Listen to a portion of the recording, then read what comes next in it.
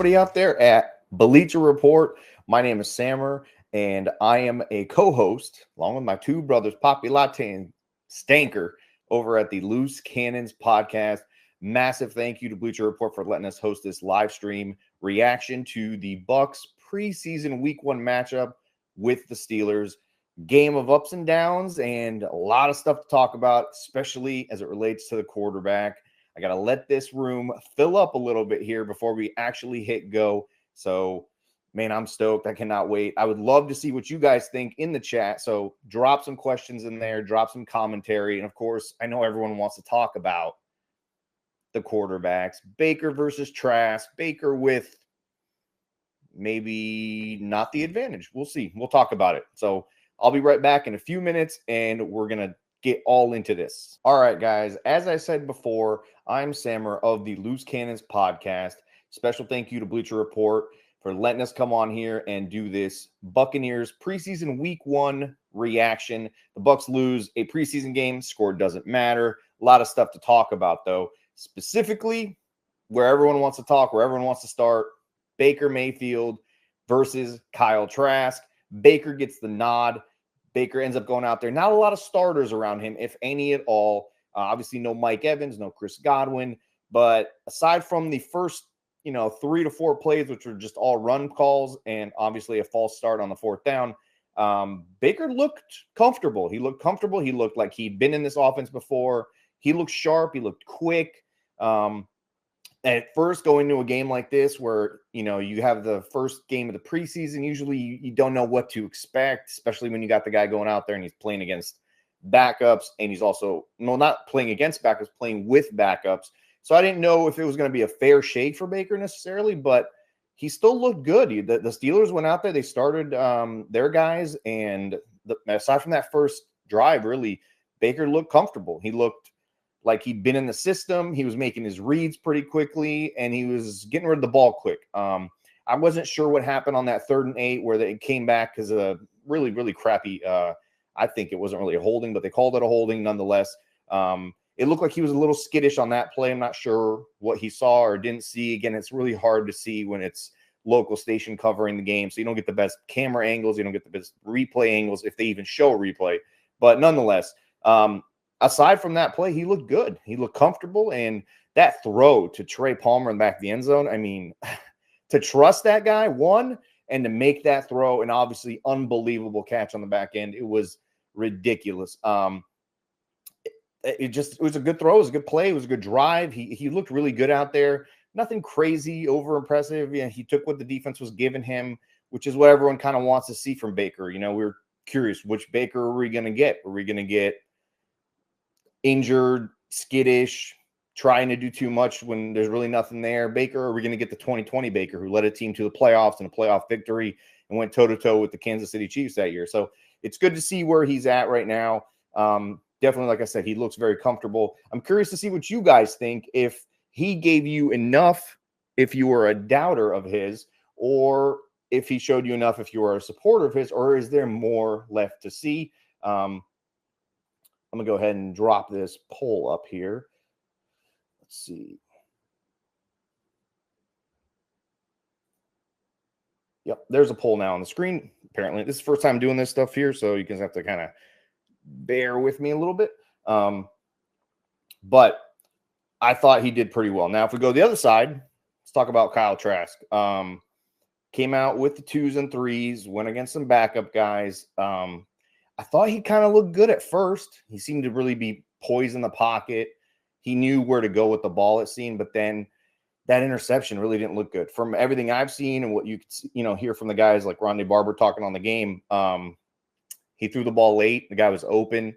Why did he hesitate? I don't know. Again, it's not all 22 footage. You're not going to see that really with that local, but he didn't look good after that. He just kind of seemed to fall apart. The offensive line didn't do him any favors after that. Right side really looked bad. But I don't know. He started off looking comfortable. And I was saying, I even tweeted it out. I said, this guy looks like an NFL quarterback. And then he throws an interception. So not a good look for a guy like Trask, who up to this point was actually doing really well in camp. People were talking about him closing the gap between he and Baker. He wasn't the guy turning the ball over in camp, even though he wasn't making massive plays like Baker was. He was taking care of the ball, and it was like, oh, that's really going to bode well for him. It's going to be in his favor. And to come out there, first drive, throw an interception on a late throw when you had the guy open, not a good look, especially when the guy you're facing, the guy you're going up against, takes his team down, scores a touchdown, and he looks really, really comfortable. It just did not look good. Kyle Trask then just the team around him didn't help him, but again, he didn't look very good after that. It's a shame, but he's going to get the second preseason game to start, and he's going to actually play with some starters. You might see Rashad back there. He's going to see his offensive line in front of him. The Bucs have to allow that team to at least gel and have a little bit of continuity going into week 1 of the season. So you're going to see him play with the ones. So we're going to see him with Chris Godwin. We're going to see him with Mike Evans. We're going to see him with Gage. We're going to see him with all these guys, and there's going to be basically no excuses at that point, right? Because that's what everybody's been saying. Now, talked about the quarterbacks. We have a long way to go on that. I still think this decision has not been made. Contrary to all this rumor and what people want to pretend they know, this decision hasn't been made. Baker definitely helped put a check mark on his corner for now, but Trask still has a chance, like I said, with that first team in the second preseason game against the Jets. Now, next thing I want to talk about, the rookies and the second-year players. Man, I got to say, Yaya Diaby, right off the bat, screams off the freaking screen. He's fast. You can see his speed even up against starters, at the NFL level. Usually it looks like guys take a little bit to get their feet wet and kind of go, and he was fast. He made some plays. He disrupted some plays. Got to make the tackles when you get your, hands around that quarterback. But he really, really screamed. He really, really played well, in my opinion. Looked like he had a cramp at some point in the second quarter, and I don't think he came back in after that, which is really, really good, obviously. Another guy, Zion McCollum, second-year guy. Not a lot of good tape his rookie year. Looked like he was, like my guy Christian Populate says on the show, drinking from a fire hose. It was a lot. He was taken in a lot. He was thrown into the fire when injuries happened. He wasn't really ready. So coming into this season, there's a spot for that third cornerback position. Whether he fits the slot or doesn't fit the slot, we still need a guy that can at least come in there and put in good minutes when necessary, when guys go down, whether it's cramps, whether it's whatever it is. So it was good to see him go out there, make an interception, but then he countered that with a really bad angle on run support. It's kind of embarrassing having a guy like Rondé Barber calling the game who excelled at run defense and excelled at run help, understanding how to set that edge and how to take great angles and play bigger than your body. And Zion McCollum did terrible on that play. I'm not going to pretend that he did well. Obviously, he didn't. That was his contain. That was his responsibility. He didn't do well. He had some ups and downs tonight. It's good to see him make a play. It's good to see him understand and see the ball and find the ball, get their hands on the balls, as we always say. And that's something that Bowles and the defense has kind of been talking about all offseason is we got to start making interceptions. We got to cause fumbles. We got to get our hands on balls. And it was good to see him do that. So that's good for him and his favor. But again, he's got a longer camp. He's got to really go out there and prove himself. I didn't see any other corners competing at his level. So I don't want to say it's skewed towards him making, that third spot, but I really do want to see a little bit more from him. Another guy that flashed, actually two guys really, we could talk about Devin Tompkins and, of course, Palmer, who made the touchdown. Trey Palmer made that touchdown catch for Baker. These guys are dynamic, man. I mean, we haven't really seen speed like this on this team in a while, especially from the wide receiver spot. So to have those guys come out there, showcase their speed, the offense really looks like it takes advantage of those guys. It lets them touch the ball. It gets them on wide receiver running calls. I mean, screens, little hitch route, things like that get these guys in space, allow them to make plays, which is completely different than what we've seen in the last 2-3 years with the Bruce Arians / Byron Leftwich system, which is go down the field, get open, and we're going to chuck it down the field. And when you catch it, you're probably just going to get tackled anyway. So it was good to see that change of pace and to see the guys that have this ability after the ball is in their hands, to see them kind of be showcased and given opportunities like that is huge and massive. And those guys stood out. Geiger made some plays. Again, him and Devin Tompkins are kind of like neck and neck last year and heading into this offseason, same thing. He had a couple of penalties. He had a couple of drops. He didn't look like he was as focused, I guess, as Devin Tompkins. But watching Tompkins run, he is fast. He's small, but he's got like a massive heart, and he just runs like he wants to kill you, which is something that you see with that running back / wide receiver that the Chiefs have. You see it with Tyreek a lot. He's small, but he runs much bigger than his stature. And that's awesome to see, especially with the wide receiver 3 / 4 or 5 spot kind of open right now. But to see him and Trey Palmer make their, plays and really stand out on the field is massive. And that, again, bodes well for them, make the team. Those guys are going to only help the quarterbacks, regardless of who ends up being the starter. You're going to have to use those guys. You're going to need those guys. Mike Evans isn't going to be able to do everything. He's not a natural burner per se. He is down the field, but you need those shifty guys. So to see them kind of stand out was good. On the other side, I did not like what I saw from Luke Gadecki. So he's been penciled in as a starting right tackle. Not a massive fan of what he put on the field today. Not to say that he can't eventually develop. I was a fan of him moving to the right tackle. We heard that was his natural position. When he came out of college, he wasn't really a guard. He's more of a tackle. Ronde Barber pointed out he has short arms. I don't know anything about offensive line play. I guess that's a thing. He got beat a lot tonight. I think he gave up 2 sacks against second, third string guys. It's not acceptable. It's not. You can't have that from a guy that you have as your starting right tackle coming into his second season at his natural position now for the first time. So that's not going to be conducive to good offense when the season gets rolling. Hopefully he sees that tape, and hopefully it's one of those things where he just had to get his feet wet. I'm not sure who else could fit that spot, honestly, that would play at a high level. So it's not the best scenario that they moved. That was one of the things I said. If they're going to move Tristan Wirfs to left tackle, I have no doubt that he'll eventually be a good left tackle, but you kind of create another void at that point. It's better to have the guy like that can guard the blind side of the quarterback. Yeah, but if you end up making a massive hole on the other side, it's kind of like a catch-22 at that point. I see a chat from Alphabet Send. Trask just not ready to be a starter. Luke is getting blamed, but gave up 0 sacks for Mayfield. Protections need to be called correctly. I don't understand how you can't blame Luke. He got beat. I mean, it's hard to see.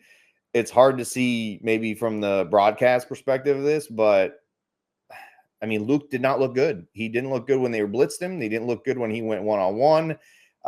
You just got to be better. And if you're going to be a starter in this league, you got to own guys that are second and third string guys. Like, you have to own those dudes. You can't just get rolled over by these guys. So that's not good. I saw a little bit of, some other younger guys make some plays. I heard a lot about Servassier in camp. He didn't really make any plays. He was kind of looked like he was still adjusting maybe to the speed. He did play a lot early, which is good. Again, you want to get these guys down there. You want to get them to get their feet wet, get acclimated to the speed of the game, and get, whatever you want to call it, fake experience under their belt, because they are going to play at some point in the season, whether it's via injury or whether it's because they've worked their asses off and they belong on that field.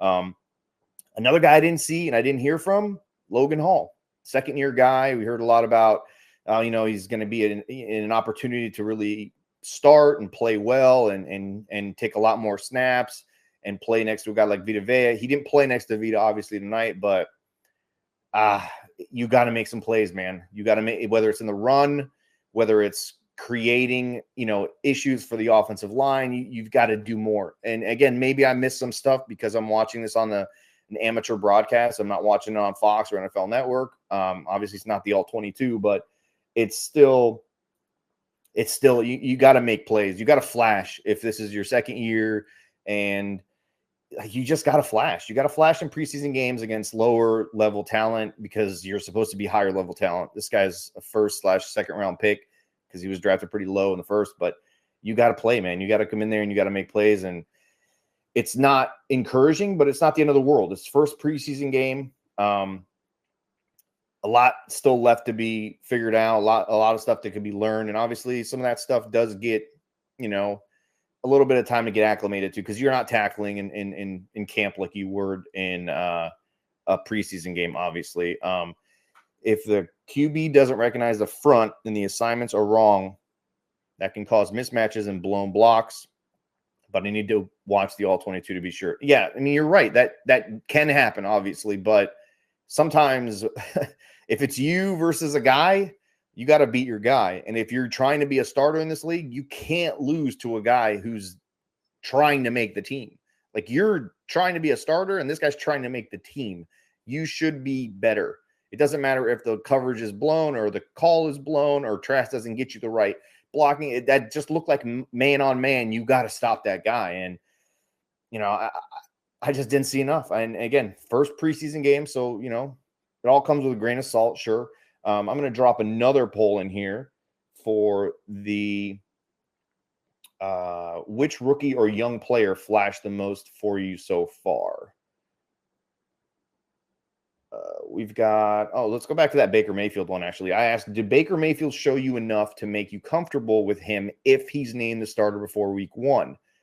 15 people, or 54%, voted yes.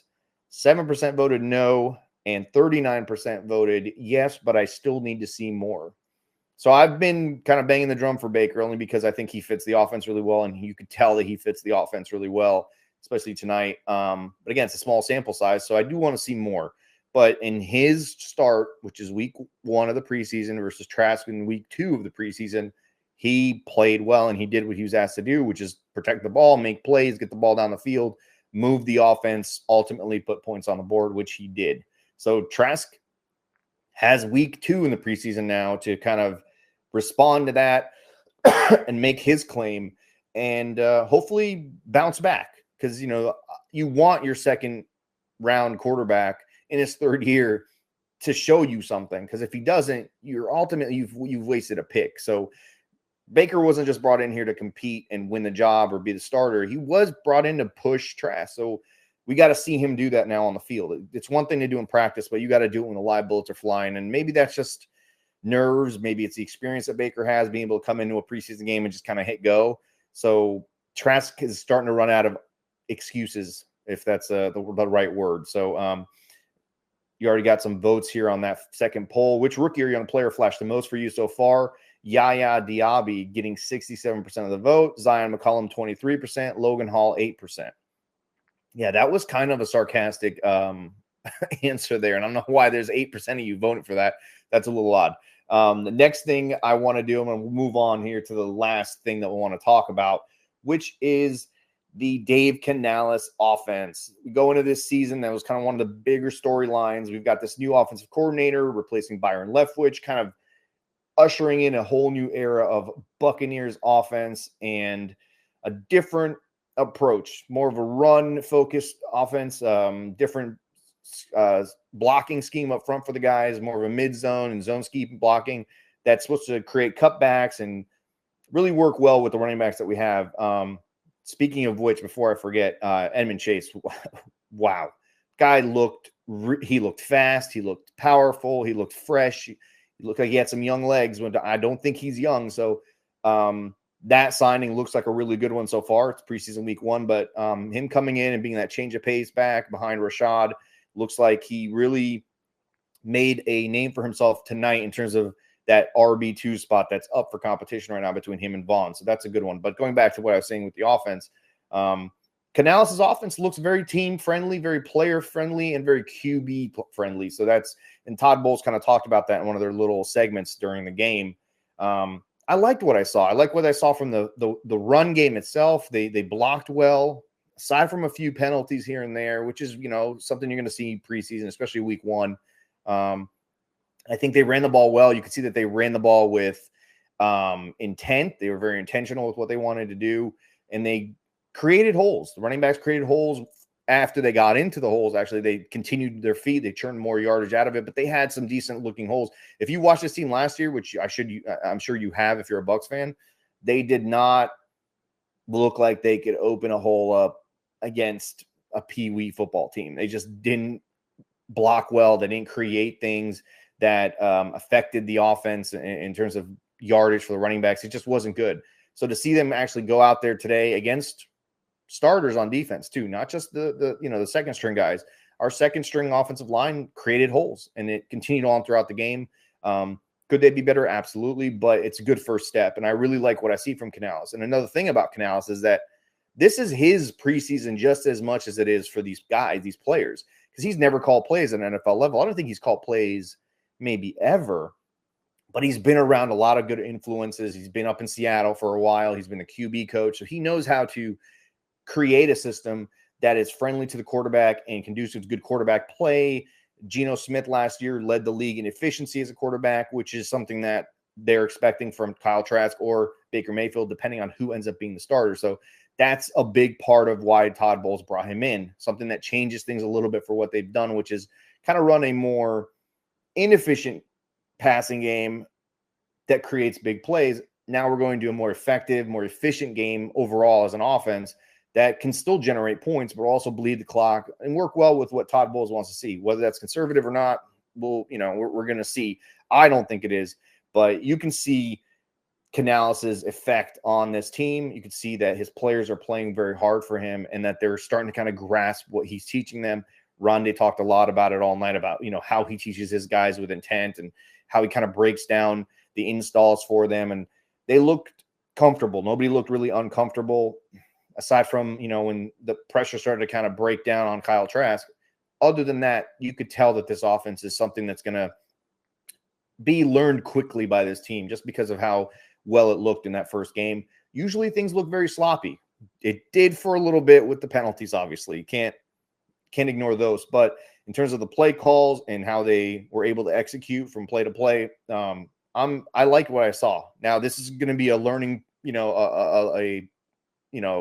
learn on the job type of scenario for Canales. And, you can call 1, 2, 3 good games, but once you get into that 4th, 5th, 6th game and now defenses kind of know what you're doing, how do you adjust? How do you bounce back? How do you layer your play calls? How do you now create plays off of those plays and tendencies off of tendencies and create new tendencies and, all of that stuff. He's a very smart guy, Canales. So I think he'll be on top of it. And I think he's going to accept that challenge with open arms. It's going to be fun to watch. It could be disastrous or it could be extremely fun.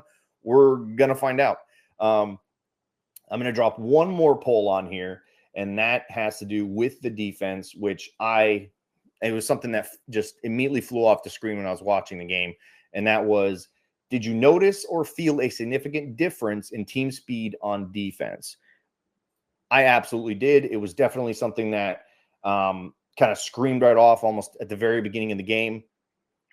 They look fast. They look young, especially up front, especially on the front 7. They looked really, really good. On offense, I don't know. Another chat here says, Hainsey, Mock, Gadecki couldn't block future car salesman. I think Hainsey's actually a pretty good blocker. He's being asked to do things in different positions right now. He's kind of competing in a couple different spots. Backup center, I think one of the 2 guard spots. Mock, I don't know what I can say about him first preseason game. I think he had 1 penalty. I saw him down the field on some run plays, blocking his ass off. So, I mean, it's hard to judge. It's 1 game, and it's a preseason game. They got extended minutes, but I will say Gadecki definitely flashed in a very, very bad way. Grizz here says, Canales' offense is still being established. Can't have a full install if you have never done this yet. Bucs should improve over the season. I agree. I think that's a great point. They're going to slowly start to kind of learn this offense together. He's going to learn what does work and what doesn't work. And they're going to kind of learn as a group, including the coach, which is not a bad thing. It's not a bad thing. It's not the end of the world for that to happen kind of at this juncture in not only the franchise, but the rest of the, the rest of the division kind of being down. So, it's going to be something that we're going to watch all season. So that was fun. AV1054 says OL is concerning. The O-line is concerning. Yes, it is concerning. On one side of the field, it's concerning. I'm not too concerned on the left side. It looked okay. But again, those weren't the starters. I will look at the only guy who was on the field who was a starter aside from Mock, and that was Gadecki. And again, not to beat a dead horse, but he did not look good. Grizz says, I'm not concerned yet. Lots of young guys. O-line is still one of the harder positions to nail as a player. Yeah, I mean, again, it's preseason week 1, so there's going to be everything comes with a grain of salt. There's going to be some learning here. There's going to be a lot of good tape that they can break down and learn from, which is not something they get in camp because they're not tackling. They're not playing live bullets. So preseason week 1 is really, really good. We've seen a lot of players bounce back from that kind of stuff, and we've seen guys have terrible preseasons, and they learn along the way. Tim Sammer is being too analytical here. I need YouTube Sammer to kick in and try trash Trask. Listen, I trashed him on Twitter. I didn't like what I saw. I said that. I said he looked okay in the very beginning. He looked like a quarterback, but yeah, stank right now. Very, very sad. I will say that. Yes. He was ready for Trask to light it up, and he did not. So, hey, he's going to have a chance to bounce back. It's not decided what, regardless of what all these people are telling you, it has not been decided. They have a guy they're probably leaning towards, they probably had that before camp even started. So it just all depends how things play out. I will say, in my opinion, it feels like it's Baker's job to lose. So we're going to see where that goes and how that plays out. And, Baker could go out there second preseason game and play terrible, play terrible against second stringers, play terrible with second stringers. Who knows? But Trask has a chance to absolutely shine with the first stringers. So the guys like Mike Evans and Chris Godwin, like I said earlier. So that's, it's still up in the air. I don't want to say it's, anybody's shot, but Trask has a legitimate and a very fair chance. From the guys I've talked to in that building, he came in behind the 8 ball in their eyes, and he's definitely made it closer, and he's actually made it a real competition. It was a competition, but they didn't think that he was actually going to be able to compete, from what they've seen in all the little camps leading up and OTAs and whatnot. So, hey, it's now or never, Trasky. You're going to have to figure it out, man. You just got to figure it out. And if you don't, you're not the franchise quarterback, and, we'll see where it goes from there. Could Baker keep the job the entire season? That's another whole, that's a whole nother conversation. Who knows? But yeah, I don't see Trask winning the job. Honestly, I just don't, guys. I want to thank Bleacher Report again for letting us do this. This is super cool. This is going to be even more fun and more interactive as they have more features kind of rolled out here. I'll be able to drop videos. I'll be able to interact with you guys. I'll be able to take calls and whatnot. So it won't just be chats and things like that. And obviously with the polls and stuff like that. So you were better off getting Jimmy G than Baker Mayfield. Listen, Johnny Blaze, man, I don't know, man. Jimmy G was not going to work in this offense, and the guy's injured every 4 games. He's got something going on, man. I'm glad the Bucs did not go that route. I don't see the Bucs going the Trey Lance route either, guys. So don't, click that bait at all. And LC Leprechaun, you're right, man. I have not had chicken wings in 48 hours. So it is time to drop some meat. Shout out to my guys over at Loose Cannons, of course, my co-host Stank, Poppy Latte. It is much different doing this on your own and having to kind of break down what we saw. But preseason week 1, Bucs lose, don't know the score, don't really care. Nobody gets hurt, no massive injuries. We saw some young guys make some plays. We saw some young guys flash and shine, and we saw Baker come out there, do his thing. We saw Trask have a little bit of a hiccup. We're going to see if he can bounce back in week 2 of the preseason against the Jets. And if you guys enjoyed this, maybe I am being a little bit too serious, but if you guys did enjoy this, seriously, check us out on YouTube. It's youtube.com/@loosecannonspodcast. We have a little bit more fun on that show because it's not Bleacher Report, and I'm trying to be respectful. I'm walking into somebody's house. I don't want to just put my feet up on their coffee table the first time I'm in the house. I got to get comfortable. I got to know where and what I can do when I'm in someone's home before I start doing it. You know what I mean? So, I'll loosen up a little bit here. Next week, I think I will have Poppy Latte with me. So we'll be doing it duo, I guess you could say, teamed up with my boy. So it's gonna be fun. And yes, they got Sam out here like he's the LC Beyonce. Listen, I was the only one watching it at home, so I got the nod. I got the preseason week 1 nod like Baker. Next week, it's gonna be competition. It's gonna be me versus Poppy Latte. We're gonna see who's gonna win preseason week 2. All seriousness, thank you so much, Bleacher Report. Thank you guys for tuning in. Thank you to everyone who communicated with me in the chat and anyone who interacted on the polls. This was awesome. Pretty sure I'm going to see you guys next week. Subscribe, hit the like button on that YouTube link, and go Bucs.